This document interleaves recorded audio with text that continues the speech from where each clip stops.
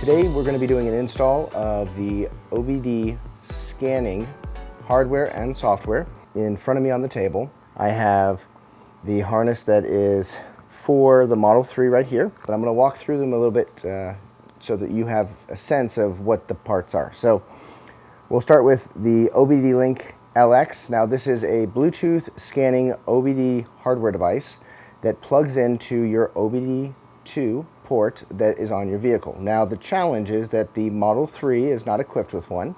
That's the hardware side. And then from a software, we're going to be using Scan My Tesla. Now there are a few other apps that will also be able to make use of this hardware to be able to get more information about your Tesla so that you not only can improve your driving, but also just get more information about the car that you own, which is just a great thing to have. So first we'll start off with the OBDLink LX. This is available on Amazon. You can get it. I'll put a link below. And then the hardware pieces. So on the Model 3, it's actually a harness that will tee off from the original CAN signal that's coming in the vehicle. So in the center armrest towards the rear, there is a panel that I'll show you here in a few minutes. This is actually the black piece that is removed, the plastic piece of trim.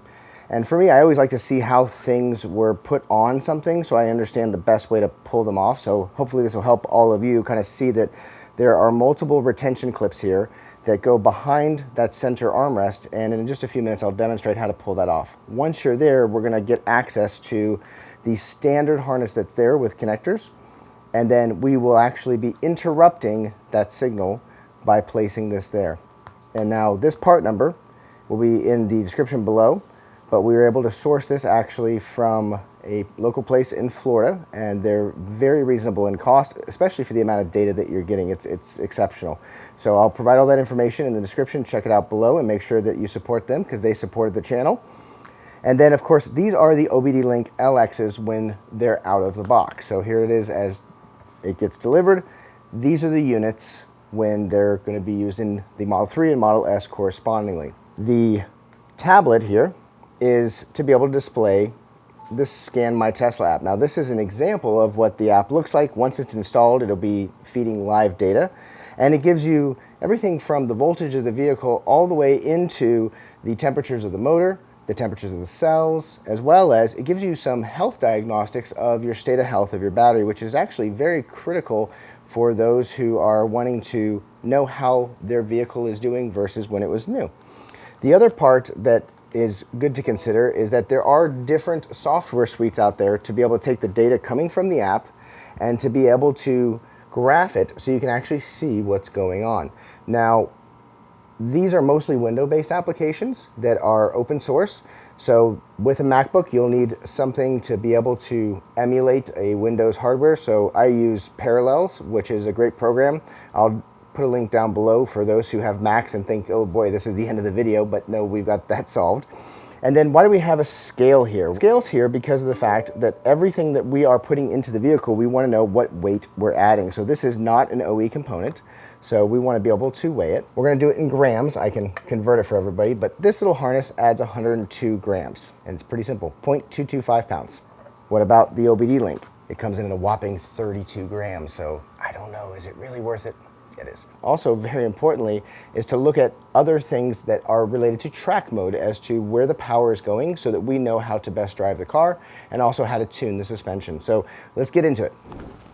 So now we're going to go ahead and get the panel removed, and I'm going to pull it from the sides. And this is definitely something you want to do at the end of the day when you're frustrated and you're like, man, I've had a bad day at work. I want to get this off. Just pull it from the sides and off it comes.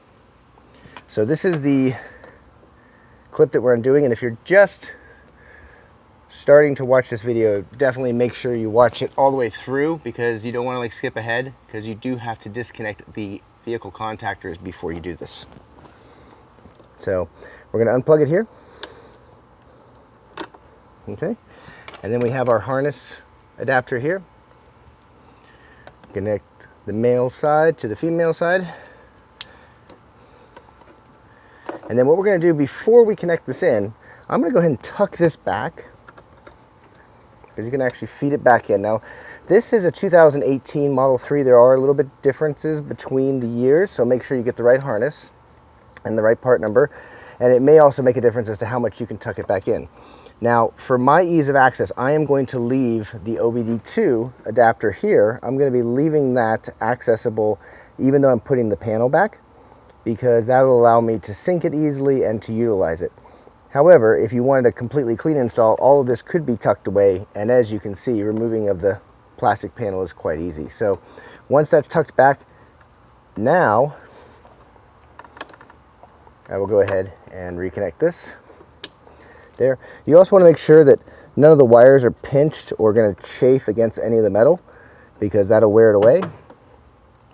And once that's actually been reconnected, now you're going to hear the contactor try to reconnect because it's initiating.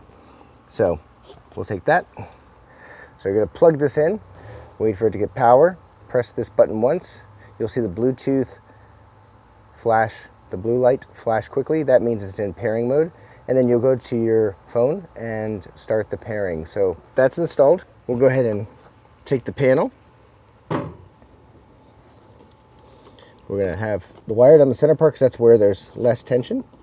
Line it up from the top and then push top to bottom, and it's back in. Then we're good to go. I am very excited because I just got something in yesterday that is going to make a big difference to the channel and help provide some information to everybody as we go along. And I am wearing my Rally Ready hat that has dirt on it from the front motor. If you recall that episode of the Model S when we were basically sliding around the Rally Ready driving school. And if you don't know about Rally Ready, check it out in the links below. But I've got something very cool in the back of the 92 Civic Pikes Peak winning car that I brought, that came in the other day. So check this out. What is it? There's a little peek. All right. I'm going to start getting it unboxed, and you'll get to check out what's inside and see how it's going to affect the channel.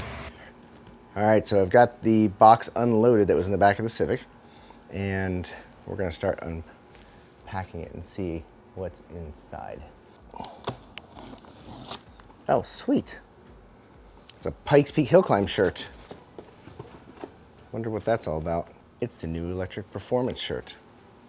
And as you might have seen, I kind of already hooked my little brother up with it because everybody's got a social distance, so this is one of my big helpers, so you guys can kind of see behind the scenes. So check him out. He's rocking. So that was our shameless plug for the new electric performance shirt. Make sure you get one. They're going fast. All right, everybody, we just got back from testing the Model 3 Performance with the Scan My Tesla app, logging the information that we are gathering from the OBDLink and our adapter harness. And the results are quite exciting. We see that the rear motor actually puts out a fair amount of kilowatt. We're going to talk a little bit more about that next week, and also my thoughts on how that compares with the Raven front motor performance. I'm going to be talking a little bit about on my Patreon, Blake Fuller, which you'll have to check out. Also next week, we're going to be doing the install of the Model S OBDLink setup, and we'll be getting into the corner weights and starting getting ready for hopefully the tracks opening within the next month to where we can get both cars on track and compare their data. Make sure you subscribe, and thank you for watching. Thanks for watching Electric Performance. Please subscribe, share, and hit the like button.